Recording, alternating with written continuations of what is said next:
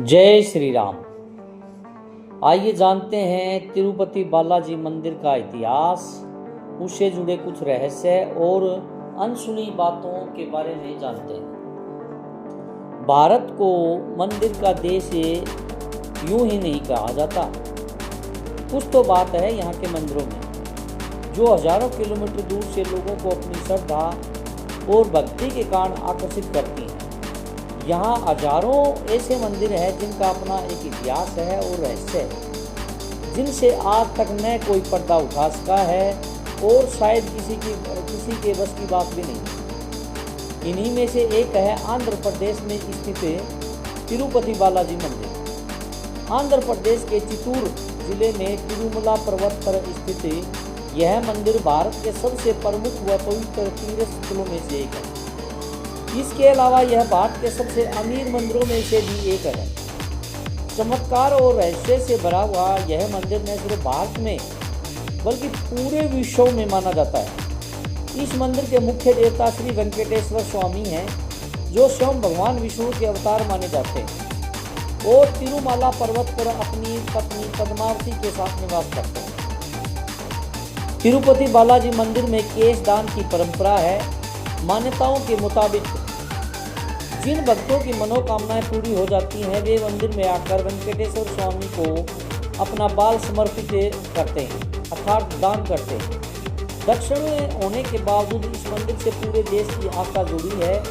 यह प्रथा आज से नहीं बल्कि कई शताब्दियों से चली आ रही है, जिसे आज भी भक्त काफी श्रद्धापूर्वक मानते आ रहे हैं। इस मंदिर की खासियत यह है कि यहाँ न सिर्फ पुरुष अपने बाल का दान करते हैं, बल्कि महिलाएं व युवतियां भी भक्ति भाव से अपने बालों का दान करती हैं। पौराणिक कथा के अनुसार प्राचीन समय में भगवान तिरुपति बालाजी की मूर्ति पर चींटियों ने बांबी बना ली थी, जिसके कारण वह किसी को दिखाई नहीं देती। ऐसे में वहां रोज एक गाय आती और अपने दूध से मूर्ति का जल अभिषेक कर चली जाती। जब इस बात का पता गाय मालिक को चला तो उसने गाय को मार दिया, जिसके बाद मूर्ति के सिर से खून बहने लगा। इस पर एक महिला ने अपने बाल काटकर बालाजी के सिर पर रख दिया।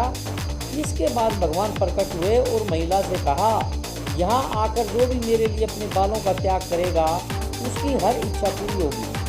तभी से ये केश दान की परंपरा चली आ रही है। तिरुपति बालाजी मंदिर को लेकर पौराणिक मान्यता की माने तो भगवान विष्णु ने कुछ समय के लिए स्वामी पुष्करणी नामक सरोवर के किनारे निवास किया था। यह सरोवर तिरुमाला के पहाड़ी पर स्थित है, इसलिए तिरुपति के चारों ओर स्थित पहाड़ियां शेषनाग के 7 खंडों के आधार पर बनी सप्तगिरी कहलाती हैं। श्री वेंकटेश्वरैया का यह मंदिर सप्तगिरी की 7वीं पहाड़ी पर स्थित है, जो वेंकटाद्रि नाम से भी जाना जाता है। कहा जाता है कि मंदिर में स्थित प्रभु की प्रतिमा किसी ने बनाई नहीं, बल्कि ये स्वयं उत्पन्न हुई है। तिरुपति बालाजी मंदिर के इतिहास के बारे में कहें तो इस मंदिर को टेम्पल ऑफ 7 हिल्स भी कहा जाता है।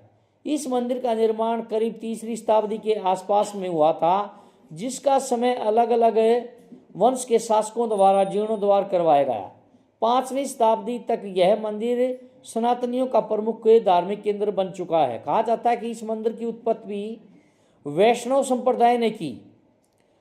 9वीं शताब्दी में कांचीपुरम के पल्लव शासकों ने यहाँ कब्जा कर लिया। इस मंदिर के ख्याति प्राप्त करने की बात की जाए तो 15वीं शताब्दी के बाद इस मंदिर में काफ़ी प्रसिद्धि मिली, जो आज तक बरकरार है।